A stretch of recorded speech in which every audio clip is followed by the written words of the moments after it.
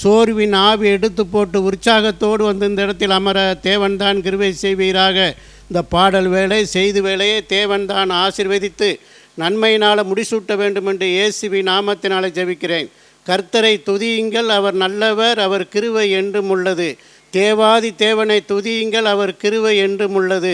கர்த்தாதி கர்த்தரை துதியுங்கள், அவர் கிருபை என்றும் உள்ளது. ஒருவராய் பெரிய அதிசயங்களை செய்தவரை துதியுங்கள், அவர் கிருபை என்றும் உள்ளது.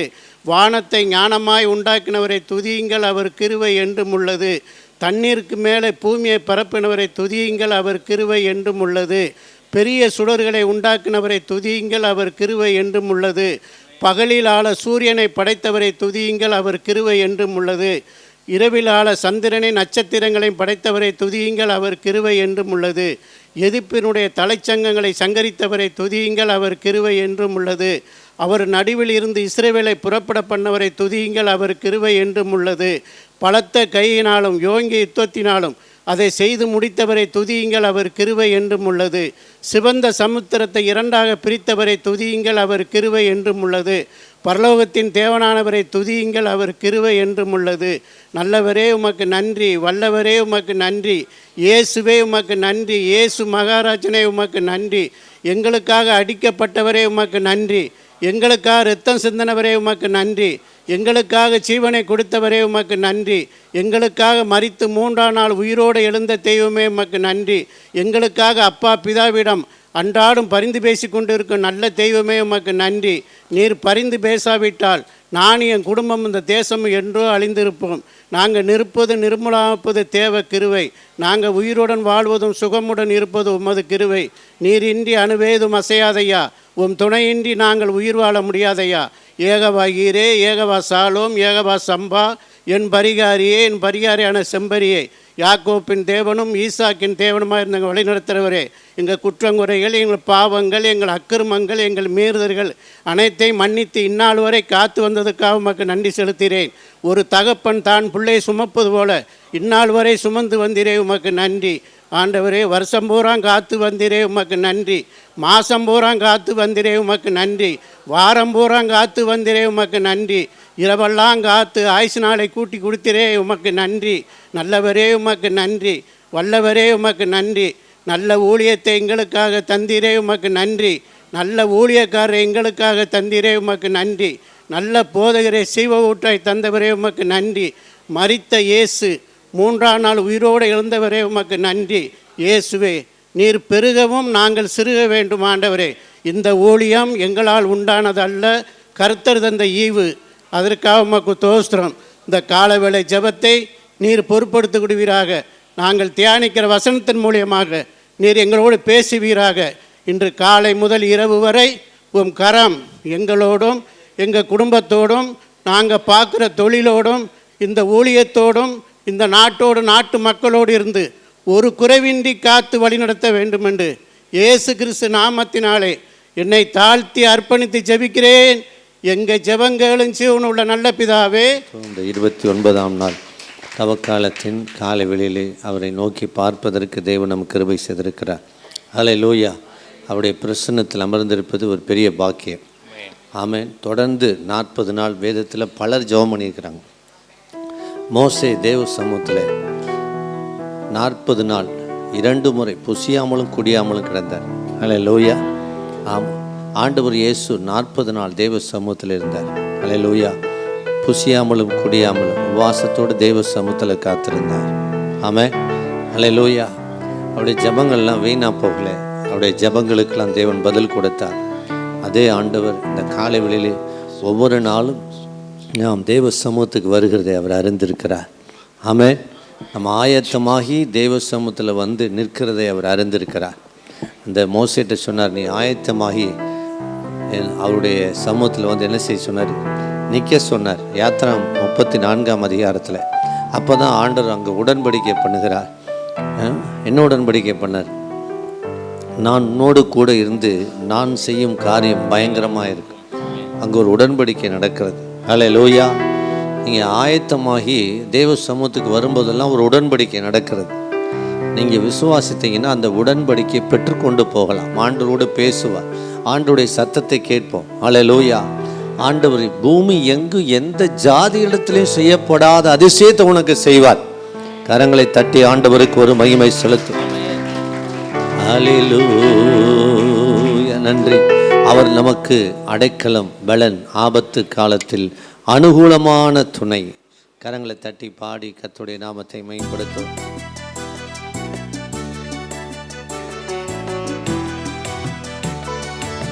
ஆமென். அல்லேலூயா. கை தட்டி பாடும். அல்லேலூயா.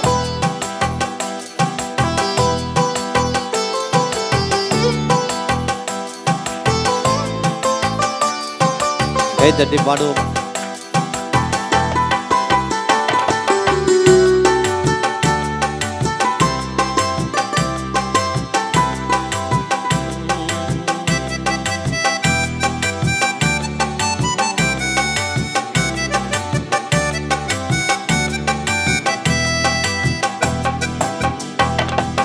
தேவன் நமது அடைக்கலமும் பலனுமானார், ஆபத்து காலத்தில் கூட இருக்கும் துணையுமானார்.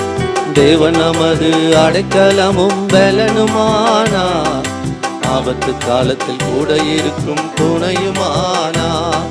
பூமி நிலை மாறி மலைகள் நடுங்கினாலும், பூமி நிலை மாறி மலைகள் நடுங்கினாலும் பயப்பட மாட்டோம், பயப்பட மாட்டோம், பயப்பட மாட்டோம், பயப்பட மாட்டோம். தேவன் நமது அடைக்கலமும் பலனுமானார், ஆபத்து காலத்தில் கூட இருக்கும் துணையுமானார். ஓ தேவன் நமது அடைக்கலமும் பலனுமானார். அல்லேலூயா. ஆபத்து காலத்தில் கூட இருக்கும் துணையுமானார். கைத்தட்டி. யுத்தங்களை தடுத்து ஓய பண்ணுகிறார், யுத்தங்களை தடுத்து ஓய பண்ணுகிறார். ஈட்டியை முறிக்கிறார், வில்லை ஒடிக்கிறார். ஈட்டியை முறிக்கிறார், வில்லை ஒடிக்கிறார். தேவன் நமது அடைக்கலமும் பலனுமானார், ஆபத்து காலத்தில் கூட இருக்கும் துணையுமானார். தேவன் நமது அடைக்கலம், உற்சாக பலி செலுத்தும். ஆமென். ஆபத்து காலத்தில் கூட இருக்கும் துணையுமானார். கரங்களை தட்டி அமர்ந்திருந்து அவரே தேவன் என்று அறிவோம், அமர்ந்திருந்து அவரே தேவன் என்று அறிவோம். உயர்ந்தவர் பெரியவர் உலகை ஆள்பவர். கை தட்டி. உயர்ந்தவர் பெரியவர் உலகை ஆள்பவர். தேவன் நமது அடைக்கலமும் பலனுமானார், ஆபத்து காலத்தில் கூட இருக்கும் துணையுமானார். கைத்தட்டி. தேவன் நமது அடைக்கலமும் பலனுமானார், ஆபத்து காலத்தில், ஆபத்து காலத்தில் கூட இருக்கும் துணையுமானார். உற்சாகமா. சேனைகளின் கர்த்தர் நம்மோடு இருக்கிறார், சேனைகளின் கர்த்தர் நம்மோடு இருக்கிறார். யாக்கோபின் தேவன் நம் உயர்ந்த அடைக்கலம். ஓ யாக்கோபின் தேவன் நம் உயர்ந்த அடைக்கலம். தேவன் நமது அடைக்கலமும் பலனுமானார், துணையுமா. கைத்தட்டி சொல்லுங்க. தேவன் நமது ஓ ஆபத்து காலத்தில் கூட இருக்கும் துணையுமானார்.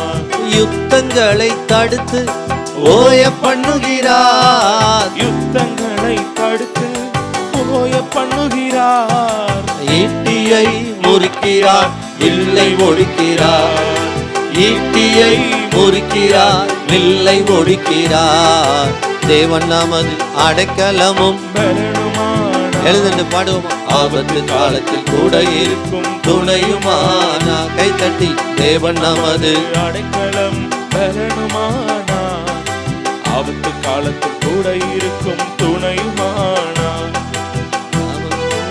அடைக்கலமும் பலனுமானார், ஆபத்து காலத்தில் கூட இருக்கும் துணையுமான. கரங்களை தட்டி ராஜாவுக்கு ஒரு மகிமை செலுத்தும்.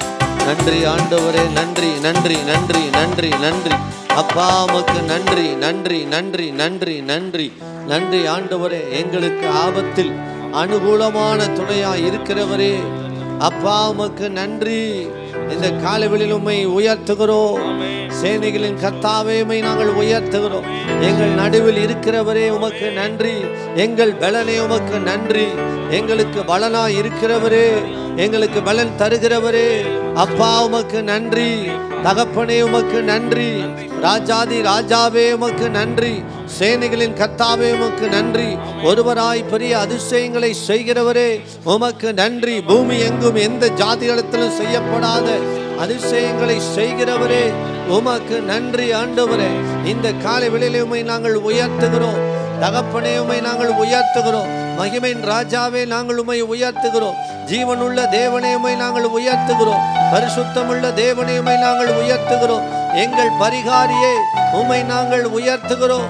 ஓ எங்கள் நடுவில் இருக்கிறவரே, இனி தீங்கை காணாதிருப்பாய் என்று வாக்கு பண்ணினவரே, ஹல்லேலூயா. நன்றி அப்பா உமக்கு நன்றி சொல்லுகிறோம். ஹல்லேலூயா நன்றி. இதுவரை எங்களை நடத்தி வந்த சர்வ வல்லமையுள்ள மகிமையின் ராஜாவே உமக்கு நன்றி. இதுவரை எங்களை நடத்தி வந்த ஜீவனுள்ள தேவனே, நன்றியோடு உம்மை துதிக்கிறோம். உம்மை நாங்கள் போற்றுகிறோம் ஆண்டவரே. ஓ ரப சந்தர பலர கதர பரிப தர பலர பத்தர பரிபி ஓ ரபஹதர பலரப. ஓ நன்றி. குனிந்து தூக்கினீரே, பெரியவனாக்கினீரே. குனிந்து தூக்கினீரே, பெரியவனாக்கினீரே. அளவே இல்லாமல் ஆசீர்வதித்தீரே. அளவே இல்லாமல் ஆசீர்வதித்தீரே. மறப்பேனோ, மறந்து போவேனோ, மறப்பேனோ, மறந்தே போவேனோ. உம்மை என்ன சொல்லி பாடிடுவேன். ஆராதிப்பேன் நான், ஆராதிப்பேன் நான். ஆயுள் நாளெல்லாம் உம்மை ஆராதிப்பேன் நான். கரங்களை உயர்த்தி ஆராதிப்பேன் நான், ஆராதிப்பேன், ஆராதிப்பேன் நான். ஆயுள் நாளெல்லாம், ஆயுள் நாளெல்லாம் உம்மை ஆராதிப்பேன் நான். கருவிலே, தாயின் கருவிலே உருவான நாள் முதலா கண்மணி போல காத்து வந்தீரே. என்ன தவம் செய்தேனோ தெரியலையே, என்னில் இவ்வளவா அன்பு வைத்தீரே. என்ன தவம் செய்தேனோ தெரியலையே, என்னில் இவ்வளவாய் அன்பு வைத்தீரே. என் ஆசை நாயகா, இனிய மணவாளா. என் ஆசை நாயகா, இனிய மணவாளா. எப்போது முகத்தை நேரில் காண்பேனோ, எப்போது முகத்தை நேரில் காண்பேனோ. ஏக்கமே என் எண்ணமே, ஏக்கமே என் எண்ணமே. சொல்லி பாடிடுவேன். ஆராதிப்பேன் நான், ஆராதிப்பேன் நான். ஆயுள் நாளெல்லாம், ஆயுள் நாளெல்லாம் உம்மை ஆராதிப்பேன். கரங்களை உயர்த்தி ஆராதிப்பேன். நன்றி அப்பா. ஆராதிப்பேன். உம்மை என் தாயின் கருவில் இருக்கும் போது என்னை பிரித்தெடுத்து இந்த நாள் வரை சுமந்து வந்தவரே. கருவிலே, தாயின் கருவிலே உருவான நாள் முதலா கண்மணி போல காத்து வந்தீரே. என்ன தவம் செய்தேனோ தெரியலையே, என்னில் இவ்வளவாய் அன்பு வைத்தீரே. சொல்லுங்க. என்ன தவம் செய்தேனோ தெரியலையே, என்னில் இவ்வளவாய். ஹல்லேலூயா. கரங்களை உயர்த்தி ஒரு லைன். என்னதவம் செய்தே தெரியலையே, என்னில் இவ்வளவாய் அன்பு வைத்தீரே. என்னதவம் செய்தேனோ தெரியலையே, என்னில் இவ்வளவாய் அன்பு வைத்தீரே. கரங்களை உயர்த்தி ஆராதிப்பேன் நான், ஆராதிப்பேன் நான், ஆயுள் நாளெல்லாம் உம்மை ஆராதிப்பேன் நான், ஆராதிப்பேன் நான். ஆராதிப்பேன் முழு மனதோடு முழு உள்ளத்தோடு முழு ஆவியோடு ஆராதிங்க. உங்களை விடுவிப்பார். விடுவிக்கிற தேவ பிரசன்னம், கட்டுகளை உடைக்கிற தேவ பிரசன்னம், மகிமை நாமையாளர் உன் சிந்தனை மண்டலத்தை ஆளுகை செய்கிறார். உன் நினைவுகளை ஆளுகை செய்கிறார். நீ நினைப்பதற்கு வேண்டிக் கொள்வதற்கு மிகவும் அதிகமாய் இந்த காலை வேளையிலே கிரியை செய்து கொண்டிருக்கிறார். நீ ஆராதிக்கும் போது உன் பிள்ளைகளுக்குள்ள கிரியை செய்து கொண்டிருக்கிறார். தேவனுடைய வல்லமை வெளிப்படுகிறது, தேவ மகிமை வெளிப்படுகிறது. நீ இன்று அற்புதங்களை காண்பாய். அனுகூலமான கதவு இன்னைக்கு திறக்கும். நீ வெட்கப்படுவதில்லை. உனக்கு துணையாக அவரே வருவார். எல்லாவற்றையும் எதிர்கொள்ளத்தக்கதான பலனை உனக்கு தருவார்.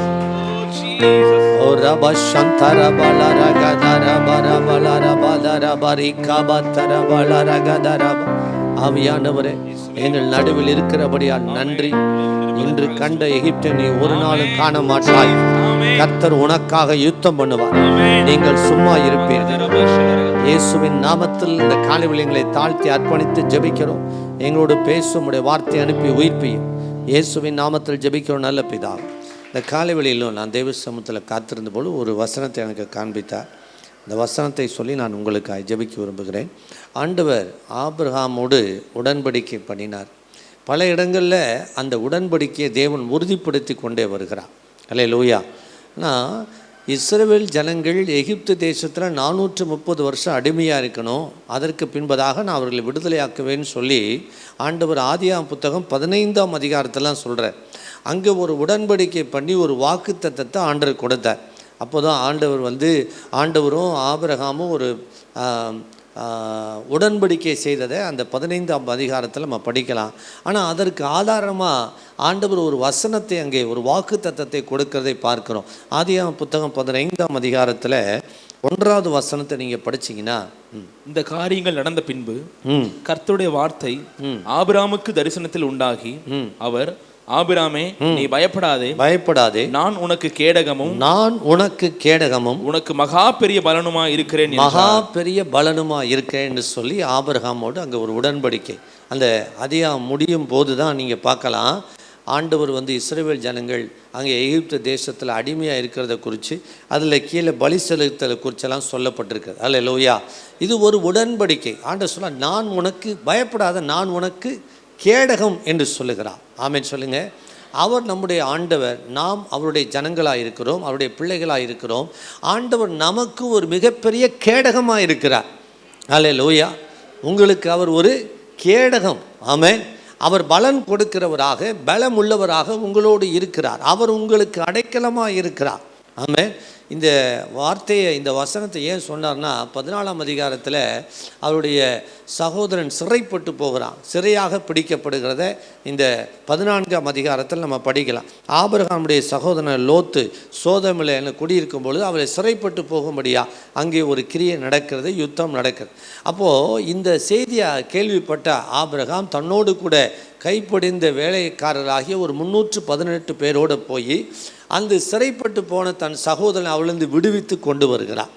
இப்படி இந்த யுத்தம் நடந்ததுக்கு பின்பதாக ஆபிரகாமுக்குள்ள ஒரு பயம் இருந்துச்சு. எத்தனை ராஜாக்களோடு யுத்தம் பண்ண வேண்டியிருக்கே, இந்த சூழ்நிலை இருக்கே, இந்த போராட்டத்தில் எப்படி நம்ம வாழ போகிறோம், இந்த ஒரு குழப்பமும் ஒரு கலக்கமும் நிறைந்த நிலையில் இருக்கும் பொழுதுதான் ஆண்டவர் அவருக்கு தரிசனமாகி பேசுகிறாரு, பயப்படாத. அல்லேலூயா. பயப்படாத, நான் உனக்கு கேடகமாக இருக்கிறேன். அதுபோல தான் ஜீவ காலமெல்லாம் மரண பயத்தில் இருந்த யாவரையும் விடுவிக்கும்படி இயேசு இந்த உலகத்தில் நமக்காக மனிதனாக இறங்கி வந்து சிலுவையில் மரித்திருக்கிறார். அல்லேலூயா. அதனால் நீங்கள் கலங்க வேண்டாம், பயப்பட வேண்டாம். இது நடந்ததுனால, இப்படி ஒரு பிரச்சனை முடிஞ்சனால, இந்த சூழ்நிலை இப்படி இருந்தனால எனக்கு இப்படி நடக்குமா அப்படின்னு நீங்கள் பயப்பட வேண்டாம். இந்த ஆபிரகாம் இந்த யுத்தத்தை சந்திச்சுட்டு வந்தனால ஒரு பயத்தோட கலக்கத்தோடு இருந்தனால தான் அவர் கலக்கத்தோடு இருக்கிற, பயத்தோடு இருக்கிற. அப்படிப்பட்ட நேரத்தில் ஆண்டவர் தரிசனமாகி இந்த வாக்குத்தத்தத்தை கொடுக்கிறார். பயப்படாத, நான் உனக்கு கேடகம். அல்லேலூயா. உடன்படிக்கையில் ஒன்று, தேவன் நம்மை பாதுகாப்பது. அல்லேலூயா. அவர் நம்முடைய கடவுள்னா, நம்முடைய ஆண்டவராக நம்ம என்ன செய்கிறாரு? உங்களை சேஃப்டி பண்ணுவார். அல்லேலூயா. அதில் எந்த மாற்றமும் கிடையாது. நீங்கள் அதை குறித்து பயப்பட வேண்டாம். எவ்வளோ நான் இப்படிப்பட்ட வியாதியில் இருக்கிறேனே, இந்த சூழ்நிலையில் இருக்கிறேனே, எப்படி நான் இதை மேற்கொள்ள போகிறேன்? பயப்படாதீங்க. அல்லேலூயா. அவர் உங்களது கேடகம். அவர் அனுமதிக்காமல் உங்கள் வாழ்க்கையில் எதுவும் நடக்காது. அல்லேலூயா. அதான் நேற்றைக்கு கூட நான் சொன்னேன், தலைமுடி கூட அவருடைய அனுமதி இல்லாமல் என்ன செய்யாது? விழாது. பயப்படாதீங்க. ஆபிரகாமுக்கு பண்ணின அதே ஆண்டவர் அந்த கிருபையினால் நமக்கும் பண்ணியிருக்கிறார். அவர் நமக்கு கேடகம், அவர் நமக்கு பலன், அவர் நமக்கு ரிவார்டு கொடுக்க வல்லவராக இருக்கிறார். அவர் நமக்கு பலமாக இருக்கிறார். அவர் தான் பலம். ஆமென் சொல்லுங்க. அல்லேலூயா. அதான் சங்கீதக்காரன் தாவீது 46ஆம் சங்கீதத்தை நீங்கள் திருப்பினீங்கன்னா, அங்கே தேவன் நமது அடைக்கலமும் ஆபத்து காலத்தில் அனுகூலமான துணையுமான். தேவன் நமது அடைக்கலம். அல்லேலூயா. ரிஃப்யூஜ், நம்முடைய ஒரு அடைக்கலமாக இருந்து நம்ம சேஃப்டி பண்ணுறவராக இருக்கிறார். எப்போ? ஆபத்து காலத்தில். இந்த உலகத்தில் எந்த மனிதனும் ஆபத்து காலத்தில் ஓடி வர முடியாது. எல்லா நேரத்திலையும் ஓடி வர முடியாது. எந்த சூழ்நிலை நமக்கு கூட வர முடியாது. ஆனால் தாவீது சொல்கிறார், எனக்கு அடைக்கலம், ஆபத்து காலத்தில் அனுகூலமான துணை. அவரை தவிர வேறு ஒரு துணை இல்லை என்று அர்த்தம். ஆமென். நீங்கள் எந்த சூழ்நிலை இருந்தாலும் அவர் உங்களுக்கு உதவி செய்ய வல்லவர்.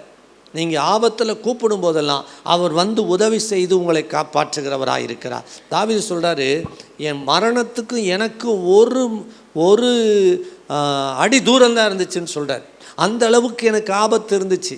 அப்படிப்பட்ட ஆபத்தின் சூழ்நிலையில் அவர் எனக்கு உதவி செய்கிறார். தாவீது சொல்ல, நான் போன இடமெல்லாம் என்னை காப்பாற்றினார். அல்லேலூயா. ஆமென். ஆமாம். எத்தனையோ நேரத்தில் மரணம் நேரிட்டதாக நினைக்கிறார். அப்படிப்பட்ட சூழலிலிருந்து தேவன் அவரை அடைக்கலமாக இருந்து, அவருக்கு கேடகமாக இருந்து, அதனால தான் அடிக்கடி சங்கீதக்காரன் தாவீது சொல்றார், அவர் என் கேடகம், என் துருகம், என் கோட்டை, நான் நம்பினவர், என் அடைக்கலம் என்று சொல்லி மறுபடியும் பல இடங்களில் சங்கீதத்தில் நம்ம படிக்கிறோம். ஆனால் இது சங்கீதக்காரனாகிய தாவீதுடைய சங்கீதம் கிடையாது.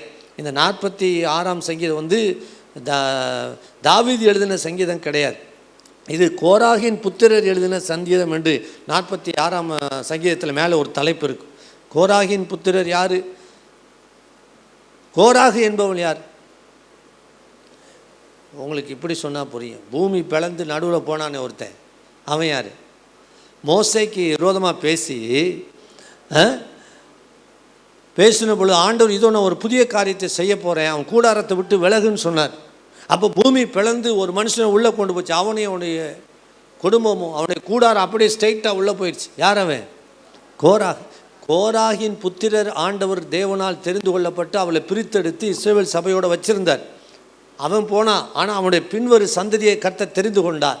அதனால தான் அவங்க இப்படி பாடுறாங்க. என்னென்னா, மலைகள் விலகினால், அவங்க என்ன சொல்கிறாங்க பாருங்கள், 46ஆம் அதிகாரம் 46ஆம் சங்கீதத்தில், பூமி நிலை மாறினாலும் மலைகள் நடு சமுத்திரத்தில் சாய்ந்து போனாலும் நாங்கள் என்ன செய்ய மாட்டோம். ஏன்னா அதை நாங்கள் என்ன செய்திருக்கிறோம்? பார்த்துருக்குறோம். இந்த பூமி பிளந்து என் தகப்பனார் உள்ளே போனதை நாங்கள் என்ன செய்திருக்கிறோம்? பார்த்துருக்குறோம். ஆனால் அந்த சூழ்நிலையில் அப்படி காரியத்தை நாங்கள் நேரடியாக பார்த்தோம். அது தேவனால் உண்டானது. அந்த தேவன் எங்களை தெரிந்து கொண்டிருக்கிறார். அதனால நாங்கள் பயப்படுவதில்லை என்று சொல்லுகிறார். அல்லேலூயா. மலைகள் விலகி போனால், மலைகள் பர்வதங்கள் என்ன சூழ்நிலை வரட்டும், நாங்கள் பயப்பட மாட்டோம். ஏன்னா எங்களுக்கு ஒரு நதியை தெரியும். அந்த நதி எங்களுக்கு அதிகாலையில் சகாயம் பண்ணுமா. அல்லேலூயா. ஒரு நதி உண்டு. அந்த நதி என்ன செய்யுமா? அதிகாலையில் எங்களுக்கு சகாயம் பண்ணும். கீழே படிக்கிறோம் அந்த சங்கீதத்தில், ஒரு நதி உண்டு, அது நீர்க்கால்கள் தேவனுடைய நகரத்தையும் உன்னதமான ஒரு வாசம் பண்ணும் பரிசுத்த ஸ்தலத்தையும் சந்தோஷிப்பிக்கும். அன்பு தேவ பிள்ளைகளை, உங்களை சந்தோஷப்படுத்துகிற நதி ஒன்று உண்டு. அல்லேலூயா. அவருடைய சமூகத்துக்கு வருகிற அதிகாலையில் அது எப்போ பண்ணுவாராம்? வேதம் சொல்லுகிறது 5வது சங்கீதம் 46:5 தேவன் அது நடுவில் இருக்கிறார். தேவன் அது நடுவில் இருக்கிறார், அது அசையாது, அது அசையாது. அதிகாலையிலே தேவன் அதற்கு சகாயம் பண்ணுவார். கரங்களை தட்டி இந்த காலை வேளையிலே கர்த்தரை ஆராதிக்கிற அதிகாலையிலே தினமும் தேவ சமூகத்துக்கு வருகிற உங்களுக்கு அவர் சகாயம் செய்கிறவராக வெளிப்படுவார். ஒரு நதி புறப்பட்டு வரும், அந்த நதி உங்களுக்கு ஒரு அற்புதத்தை செய்யும், அந்த நதி உங்களுக்கு சகாயம் பண்ணும், இந்த நதி உங்களுக்கு அற்புதம் செய்யும், இந்த நதி உங்களுக்கான வழியை திறக்கும். ஹல்லேலூயா, ஆமென். அன்பு தேவ பிள்ளைகளே, அதிகாலையில் தேவ சமூகத்துக்கு வருகிற உங்களுக்கு உதவி செய்ய ஒரு வல்லவர். தேவனுடைய சமூகத்தில் ஒரு நதி புறப்பட்டு வரும். ஆமென். ஜீவ தண்ணீர் உள்ள நதி புறப்பட்டு வரும். ஆமென் சொல்லுங்க. ஆமாம், இதை குடித்தா ஒருத்தனுக்கு என்ன செய்யாது? தாகமே எடுக்காது. ஆண்டவர் இயேசு சொன்னார், அந்த ஸ்திரீயை பார்த்து, சமாரியா ஸ்திரீயை பார்த்து ஆண்டவர் சொன்னார், பா உன்னுடைய புருஷனை அழைச்சிட்டு வா, நான் உனக்கு இந்த தண்ணியை தர்றேன். அப்போ அவர் என்ன சொன்னா? இல்லைன்னு சொல்கிறா. அப்போ தான் சொல்கிறாரு, இப்போ இருக்கணும் உனக்கு புருஷன் கிடையாது, உனக்கு இருந்தவங்க எத்தனை பேர்? ஆமாம், இப்போ இருக்கணும் உனக்கு புருஷன் கிடையாது. இப்போ இத்தனை பேர்கிட்டையும் திருப்தி அடையாத ஒரு ஆள் இயேசு கிறிஸ்துவோட வந்தவுடனே திருப்தி அடைஞ்சிட்டார். நீங்கள் எங்கே போனாலும் திருப்தி அடைய முடியாது, இயேசு தான் உங்களை மகிழ்ச்சியாக்க முடியும். ரட்சிப்பின் சந்தோஷத்தை உங்களுக்கு தந்து உங்களை சந்தோஷப்படுத்த முடியும். ஹல்லேலூயா. அந்த விபச்சார ஸ்திரீயை பாருங்க, அவர்கிட்ட சொல்லி அவளை திருப்பின அதே ஆண்டவர். ஆமென் சொல்லுங்க. அவள் நினைவுகள் எப்படி இருந்திருக்கும், அவளுடைய எண்ணங்கள் எப்படி இருந்திருக்கும், அவள் எப்படி வாழ்ந்திருப்பா, அவளை நொடிப்பொழுதில் ஆண்டவர் திருப்பிட்டார். இவர் தான் ரட்சகர், அவர் தான் நமது அடைக்கலம். ஹல்லேலூயா. இந்த உலகத்தில் எல்லா சூழ்நிலையிலும் நம்மை காப்பாற்றுகிறவர் அவர் தான் ரட்சகர். இயேசுனா ரட்சகர், நம்மை காப்பாற்றுகிறார். உன்னை காப்பாற்றும்படி இந்த உலகத்திற்கு வந்தவர், உங்களுக்கு உதவி செய்யும்படி இந்த உலகத்திற்கு வந்தவர், உன்னை தூக்கி எடுக்கும்படி இந்த உலகத்திற்கு வந்தவர், உன்னை விடுவிக்கும்படி இந்த உலகத்திற்கு வந்தவர், நீ பிரித்தெடுக்கப்பட்ட வாழ்க்கை வாழும்படிக்கு தேவன் உதவி செய்யும்படி தம்முடைய தேற்றர வாழனை உனக்காய் அனுப்பியிருக்கிறார். அவர் தான் ஜீவன் தண்ணீர் உள்ள நதி. ஹல்லேலூயா, ஆமென் சொல்லுங்க. ஆமாம், அந்த நதி வேணும்னு விரும்புங்க. இந்த பரிசுத்த ஆவியானவர் எனக்கு தேவைன்னு சொல்லுங்க. இந்த பரிசுத்த ஆவியானவரால் நிரப்பப்பட நீங்கள் ஆசைப்படணும். ஹல்லேலூயா, ஆமென். ஆமாம், அன்பு தேவ பிள்ளைகளை, ஒவ்வொரு நாளும் பரிசுத்த ஆவியானவருக்காக நீங்கள் ஜெபிக்கணும். நீங்கள் பரிசுத்த ஆவியின் அபிஷேகத்துக்காக ஜெபிக்கணும். ஒவ்வொரு நாளும் பரிசுத்த ஆவியின் வல்லமையால் நிரப்பப்பட நீங்கள் ஒப்பு கொடுக்கணும். ஹல்லேலூயா. நீங்கள் ஜெபிக்காமல் பரிசுத்த ஆவியானோட நிறைவு இல்லாமல் இந்த உலகத்தில் ஒரு வெற்றியுள்ள வாழ்க்கை வாழ்கிறது ரொம்ப கஷ்டம். பரிசுத்த ஆவியானுடைய நிறைவுக்காக நீங்கள் ஜெபம் பண்ணுங்கள். ஆவியானுடைய ஒத்தாசைக்காக ஜெபம் பண்ணுங்கள். ஆவியானுடைய நடத்துதலுக்காக ஜெபம் பண்ணுங்கள். ஆவியானவர் வரும்பொழுது உங்களை சகல சத்தியத்திற்குள்ளும் அவர் நடத்துவார். ஹல்லேலூயா, ஆமென். ஆமாம், நான் உங்களுக்கு ஆவியானவர் அனுப்புவேன்னு சொன்னது ஒரு உடன்படிக்கை, அது ஒரு வாக்கு தத்தம். நீங்கள் காத்திருக்கும் பொழுது என்ன செய்வார்? பரிசுத்த ஆவியானவர் ஊற்றுவார். நீங்கள் பரிசுத்த ஆவியின் அபிஷேகத்தை பெற வேண்டும். இந்த ஜீவ தண்ணீர் உள்ள நதியை நீங்கள் பெற்றுக்கொள்ளணும். ஹல்லேலூயா. நீங்கள் பரிசுத்த ஆவியானவர் பெற்றுக்கொண்டீங்கன்னா ஜபம் பண்ணுறது சிலர் பார்த்தீங்கன்னா 5 நிமிஷம் 10 நிமிஷத்துக்கு மேலே ஜபம் பண்ணவே முடியாது, அவங்க சலிப்பு தட்டுற மாதிரி இருக்கும். ஆனால் பரிசுத்த ஆவியானவர் என்ற நதி உங்களுக்குள்ளே வந்துட்டார்னா நீங்கள் பல மணி நேரம் கூட தேவ சமூகத்தில் உட்காந்துருப்பீங்க. ஹல்லேலூயா. கொஞ்ச நேரம் ஜபம் பண்ணாலே சிலருக்கு திருப்தி ஆயிரும். என்னடா காலையில் ஒரு கூட்டம், சாயந்தரம் ஒரு கூட்டம், அடுத்த நாள் காலையில் 40 நாள் எப்படிடா போகிறதுன்றான். 40 நாளும் காலையில் எப்படி போகிறது? ஆனால் சலிப்பே தட்டாது. எப்போ தெரியுமா? ஆவியானவர் உள்ளே இருந்தால் தான். மானானது நீரோடைகளை வாஞ்சித்து கதறுவது போல என் ஆத்துமா ஜீவனுள்ள தேவன் மேல் தாகமாக இருக்கிறது. இந்த ஜீவ தண்ணீருள்ள நதி உங்களுக்குள்ளே இருந்தால் தான் அந்த ஏக்கமும் ஆசை இருக்கும். தேவன் மேல் ஆசை இருக்கும், ஏக்கம் இருக்கும். இந்த நதி எனக்குள்ளே ஓடணும்னு சொல்லி நீங்கள் ஆசைப்படணும். ஹல்லேலூயா, ஆமென் சொல்லுங்கள். இந்த நதி உங்களுக்கு அதிகாலையில் சகாயம் பண்ணும். ஏன்னா அது நடுவில் கர்த்தர் இருக்கிறார். இந்த வசனம் சொல்லுது, சேனைகளின் கர்த்தர் நம்மோடு இருக்கிறார், யாக்கோபின் தேவன் நமக்கு 5ஆம் வசனம், தேவன் அதன் நடுவில் இருக்கிறார், அது அசையாது, அதிகாலையில் அதற்கு என்ன செய்வாராம்? ஹல்லேலூயா. இவருக்கு ஒரு வலிமை உண்டு. அன்பு தேவ பிள்ளைகளே, உங்களுக்கு இருக்கிற தடைகள், உங்களுக்கு இருக்கிற போராட்டங்களை நீங்கள் மேற்கொள்வதற்கு அவர் உங்களுக்கு பலனாக இருக்கிறார். ஆமென். இந்த ஆவியானவர் உங்களுக்குள்ள பலனாக இருக்கிறார். இந்த இயேசு உங்களுக்குள்ள பலனாக இருக்க. இயேசுவே நம்முடைய பலன், இயேசுவே ஞானம், இயேசுவே ரட்சிப்பு, இயேசுவே நமக்கு மீட்பு. ஹல்லேலூயா, ஆமென். ஆமாம், அவருடைய வல்லமை என்ன தெரியுமா?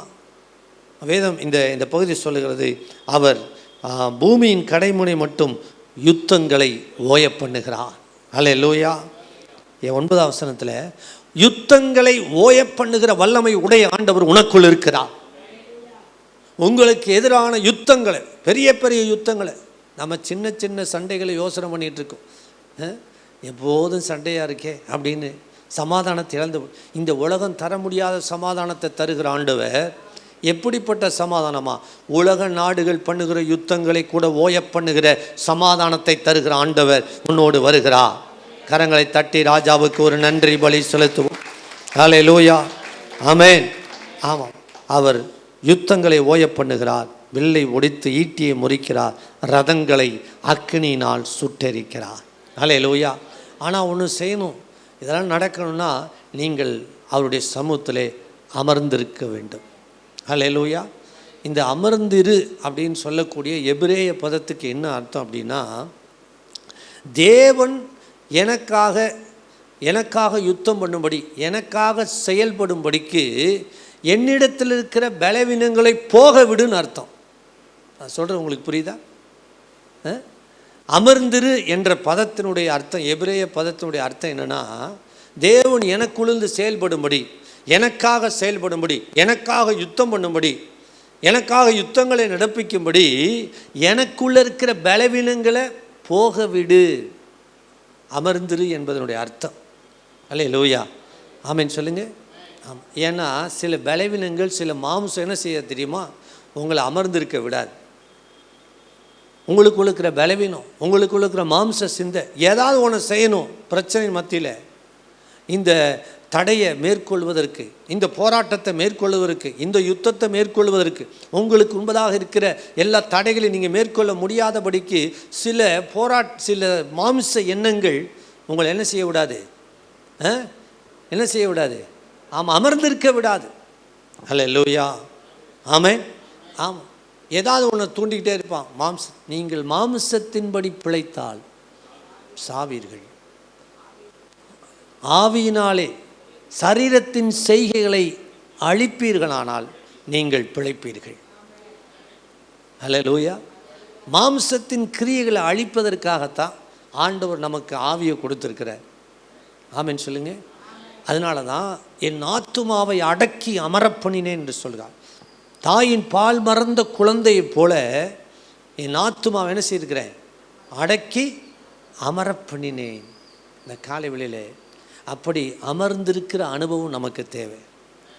பலவீனங்களை களைந்து தேவ சமூகத்துக்கு போக முடியாதபடி, தேவ சமூகத்தில் காத்திருக்க முடியாதபடி இருக்கிற பலவீனங்களை களைந்து, ஹல்லேலூயா.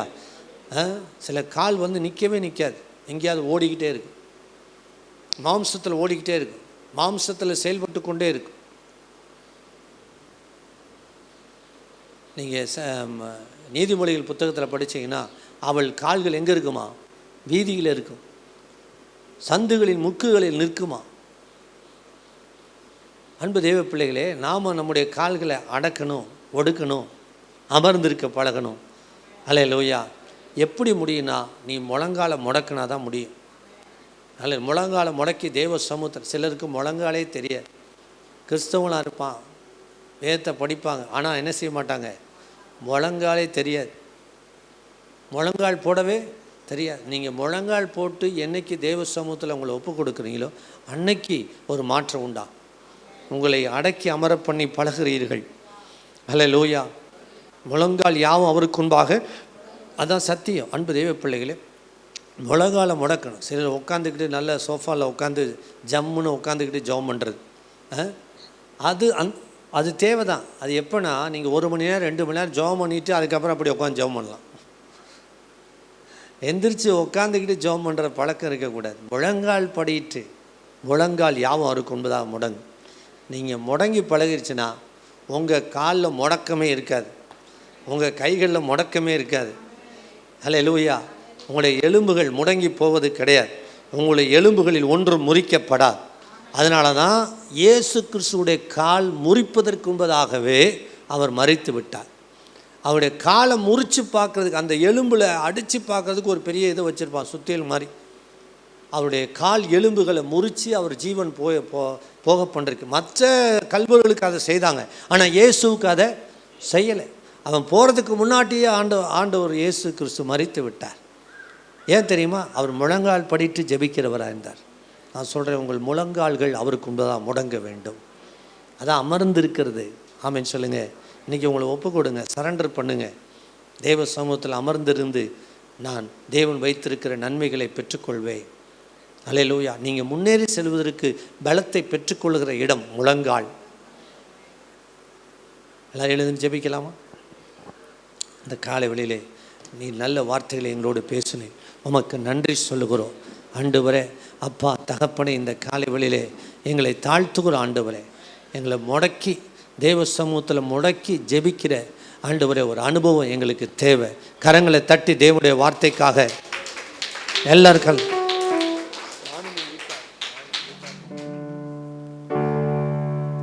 கைவிடா தெய்வமே, கருணையின் சிகரமே, மெய்யான தீபமே, என் வாழ்வின் பாக்கியமே, கைவிடா தெய்வமே, கருணையின் சிகரமே, மெய்யான தீபமே, என் வாழ்வின் பாக்கியம், என் வாழ்வின் பாக்கியமே. முழந்தாள் படியிட்டு முழுவதும் என்னை முழுவதும் தருகிறேன். அர்ப்பணிப்போடு நான் முழந்தாள் படியிட்டு முழுவதும் தருகிறேன், என்னை முழுவதும் தருகிறேன். அர்ப்பணிப்போட பாடுங்க. நானும் என் வீட்டாரும் உம்மையே சேவிப்போம், உமக்கா ஓடுவோம், உந்தன் நாமம் சொல்லுவோம். இந்த காலையில் எங்களை அர்ப்பணிக்கிற ஆண்டவரே, எபினேசர் இதுவரை உதவினே, எல்ரோயி எங்களை காண்கின்ற தேவன். அர்ப்பணிக்கிற ஒவ்வொரு பிள்ளைகளையும் கர்த்தர் கண்ணோக்கி பார்த்து இன்று கர்த்தர் ஒரு அற்புதம் செய்ய நான் ஜெபிக்கிறேன். அதிசயங்களை காணப்படுவீராக. அற்புதமான சாட்சியை கேட்டோம், அது போல ஆண்டவரே நாங்களும் அற்புதங்களை பெற்று சாட்சி சொல்ல கர்த்தர் உதவி செய்யும். அற்புதங்களை செய்தல் தடைகள் நீங்கட்டும். இன்று பெரிய காரியங்களை செய்யும். எல்லா துதி கனமையும் உமக்கே செலுத்துகிறோம். இன்ப இயேசுவின் நாமத்தில் ஜெபிக்கிறோம் நல்ல பிதாவே. என் ஆத்துமாவே கர்த்தரை ஸ்தோத்திரி, என் முழு உலமையோட பரிசுத்த நாமத்தை ஸ்தோத்திரி. என் ஆத்துமாவே கர்த்தரை ஸ்தோத்திரி, கர்த்தர் செய்த சகல உபகாரங்களை மறவார்.